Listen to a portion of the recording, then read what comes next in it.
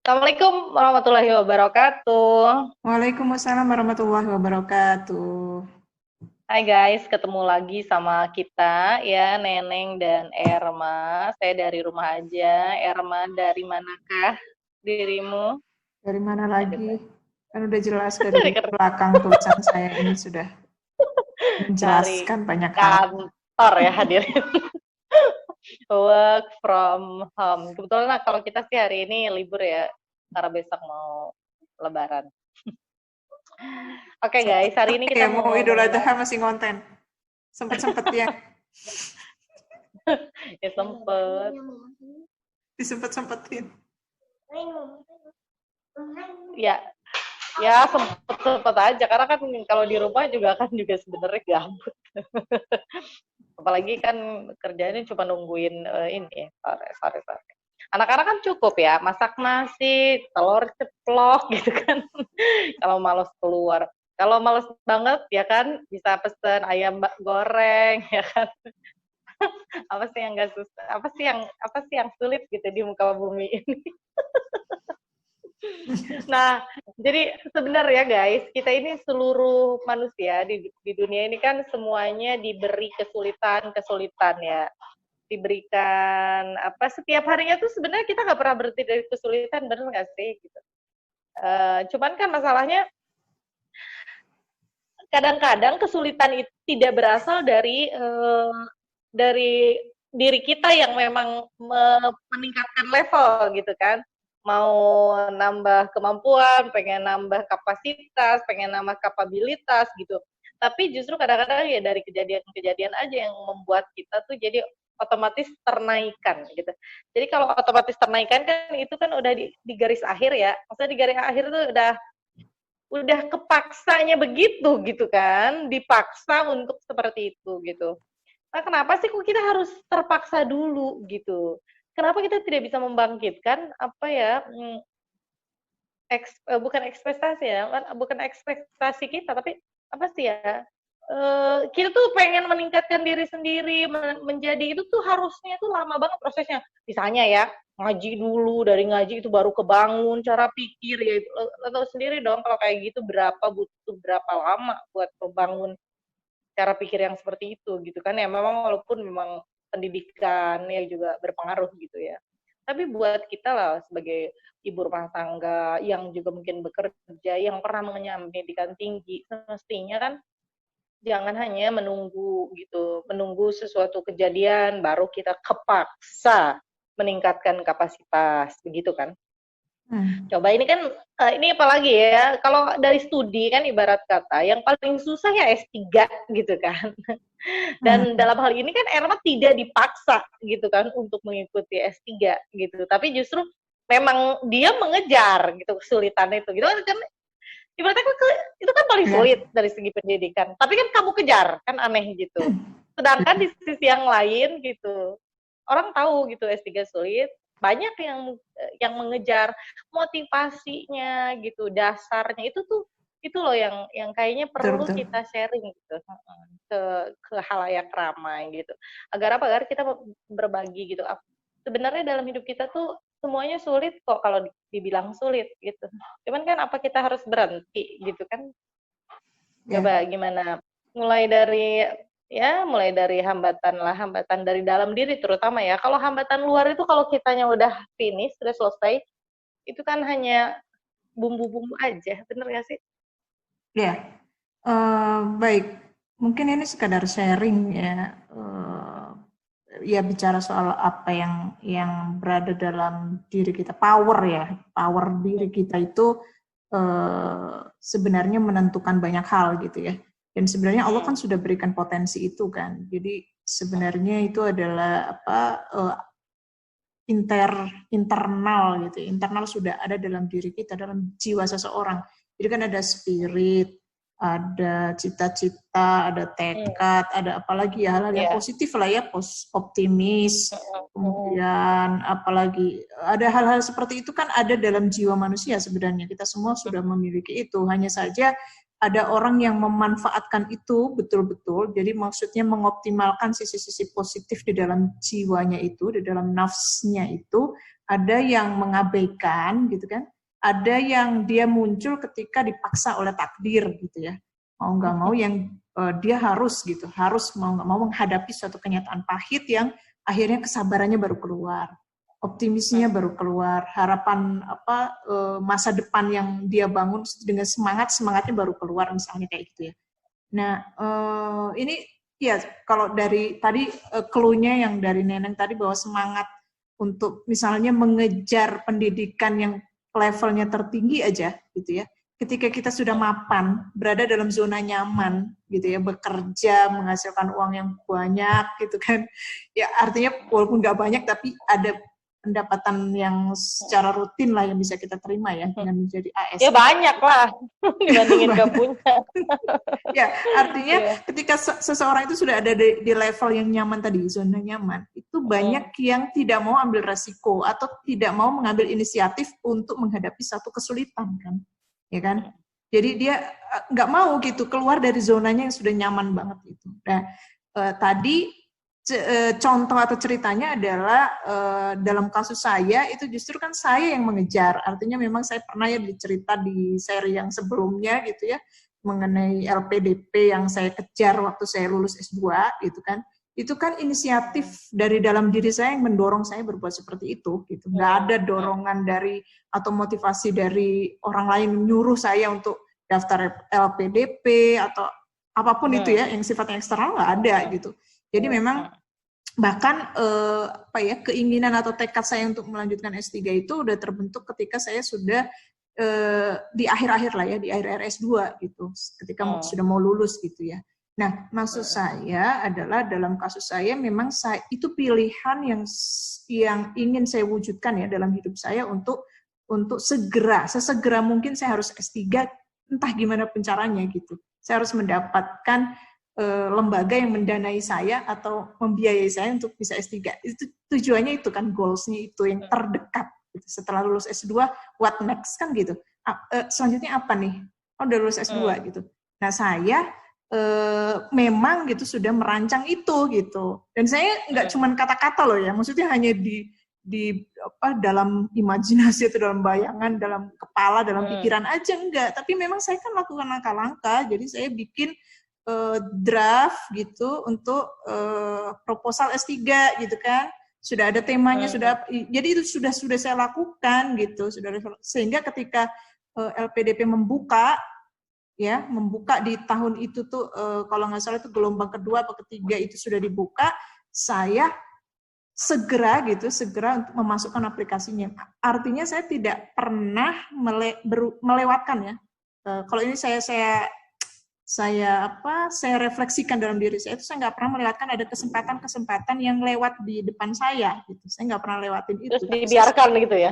Ya, dibiarin aja, udahlah gitu ya. Cuma dilihat aja enggak. Saya selalu berusaha mengambil pada kesempatan yang pertama. Jadi begitu itu lewat yang pertama yang saya lihat ya, dan saya memang punya peluang untuk mengambilnya, langsung saya ambil. Kecuali memang pada saat itu saya nggak bisa ngambil karena saya masih studi, terkendala teknis, ini kan enggak gitu. Ketika saya sudah bebas dari S2, udah lulus, menyatakan lulus, ada kesempatan lewat LPDP yang pertama kali saya lihat itu sebagai beasiswa, saya ambil gitu.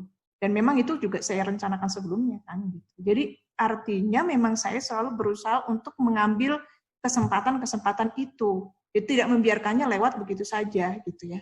Dan entah bagaimana kita itu sebenarnya punya kan, setiap diri kita itu pasti akan punya menghadapi atau dihadapkan oleh banyak sekali kesempatan-kesempatan yang lewat. Peluang ya.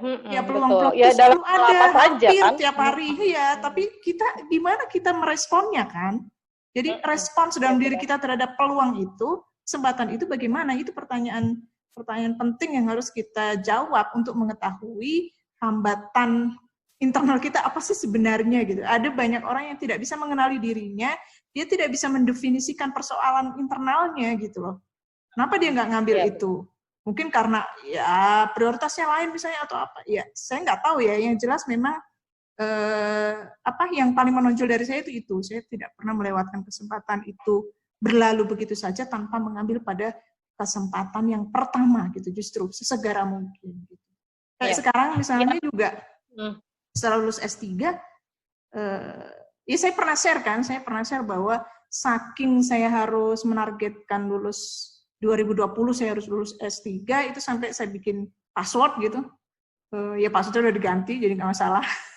Password email saya pun itu adalah doktor 2020 gitu. Jadi itu kayak semacam kita doa ya, kayak doa juga. Ya doa dan kan. mensugesti kan, supaya kita mengulang-ulang itu kan dalam setiap saat, setiap kesempatan, sehingga itu terpatri dalam diri kita 2020 harus dokter. Gitu. Nah sekarang saya udah ganti password, jadi ada goals lain yang harus saya wujudkan gitu ya. Nah itu maksud saya begitu gitu. Itu sih contoh-contohnya bagaimana memelihara semangat keabadian dalam diri kita itu selalu ada, tetap ada dan berkesinambungan gitu. Ya itu bagi kita yang mungkin sudah punya ya, yang minimal mengenal dirinya, mengetahui cita-citanya gitu ya. Dan dia tuh sudah tahu apa pengennya apa itu kan gitu. Tapi tidak semua orang itu mendengarkan apa keinginan dirinya gitu. Banyak yang kemudian keinginannya itu ya dia biarkan aja gitu. Saya mah begini aja gitu, saya mah begitu aja. Padahal hadirin sekalian, bagaimana kita tahu hidup itu kan, mati itu kan sudah pasti ya. Tapi justru di setiap detik yang kita masih diberi kesempatan, Allah tuh kan memberi kesempatan kepada kita tuh untuk berkarya. Dan jangan kira bahwa berkarya di dunia itu melakukan sesuatu yang bahkan sangat duniawi, yang jauh dari kata-kata ibadah sekalipun, justru itu adalah bagian daripada ibadah kita kepada Allah Subhanahu wa taala.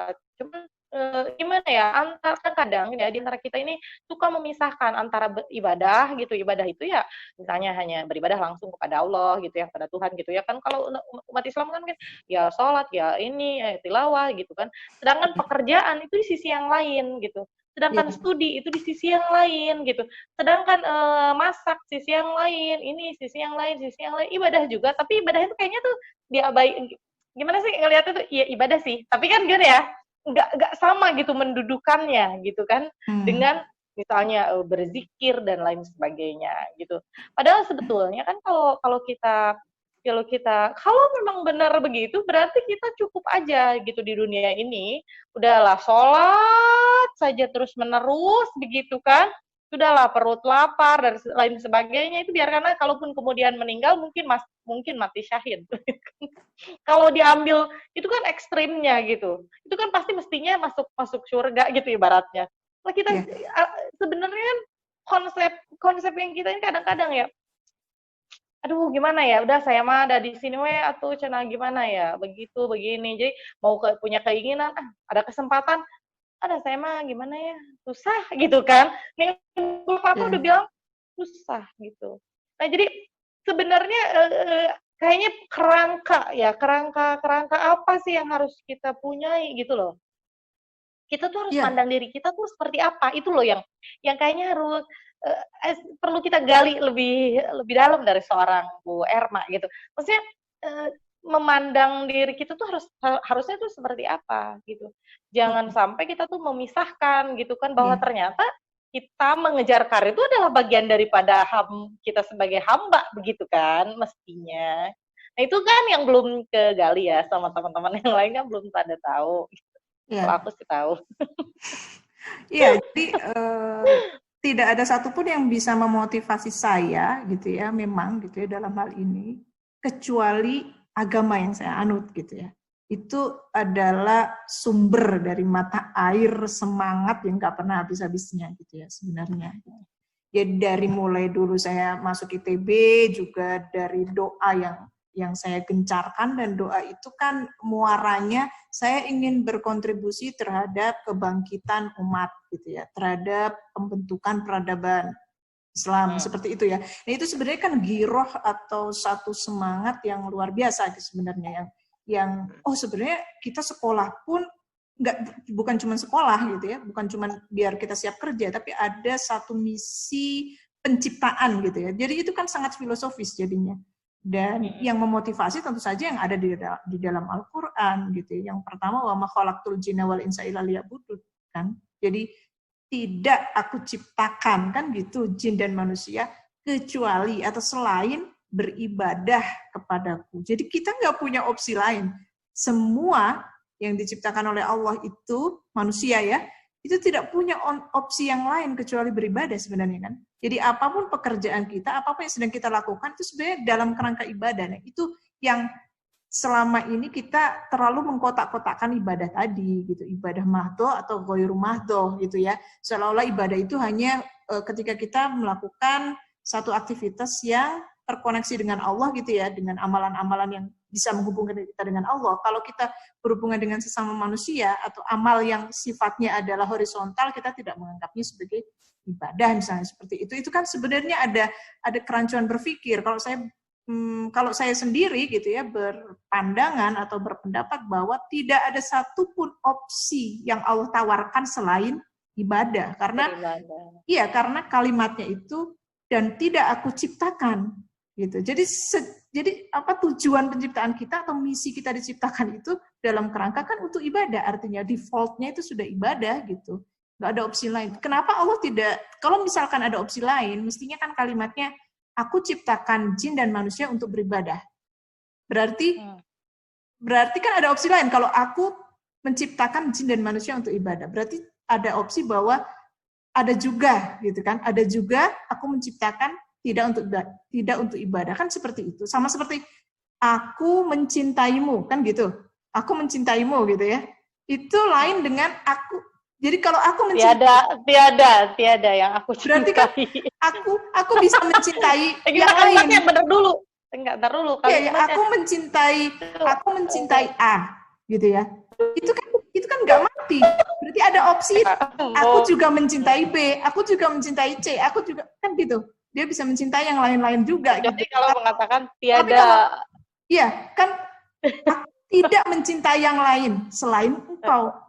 Berarti kan dia jadi satu-satunya kan? Meniadakan gitu ya. Iya, meniadakan yang lain semuanya itu nggak ada satupun yang aku cintai selain engkau. Nah itu sudah tertutup kalimatnya, udah nggak bisa dibuka lagi gitu, bukan kalimat terbuka gitu, udah close. Dan Allah itu memilih bahasa yang close, artinya tidak ada opsi lain dalam hidup kita itu selain ibadah. Gitu. Sehingga itu harus kita niatkan kan berarti. Bahkan kita melakukan hal yang sekecil-kecilnya pun dalam kerangka ibadah itu. Itu yang pertama yang sangat motivasi saya. Kemudian yang kedua itu ya tadi, ketika saya SMA sudah berdoa, kalau saya mohon gitu ya, diluluskan, dipilihkan ke sekolah atau universitas yang saya bisa berkontribusi terhadap peradaban umat gitu ya. Nah itu artinya adalah poin kekhilafahan kalau bahasa Al-Quran gitu ya. Karena Allah sendiri dalam salah satu ayatnya khusus membahas bahwa aku akan menciptakan makhluk yang akan menjadi khalifah di muka bumi. Khalifah itu kan berarti fungsinya gitu loh. Fungsi lain selain dia beribadah kepadaku, dia akan menjadi khalifah atau menjadi pemimpin atau menjadi pengelola begitu kan bumi ini gitu. Jadi makanya penempatannya di bumi seperti itu. Nah jadi sebenarnya kan dua hal itu saya nggak tahu ya apa yang kurang gitu. Itu kan sesuatu yang motivasional banget gitu ya, yang seharusnya dimiliki oleh umat Islam gitu, oleh kita sebagai seorang Muslim. Dan itu kan sudah sangat jelas banget. Tapi mungkin karena kadang-kadang kan memandangnya misalnya ya namanya pemimpin berarti kan bukan mereka gitu kan.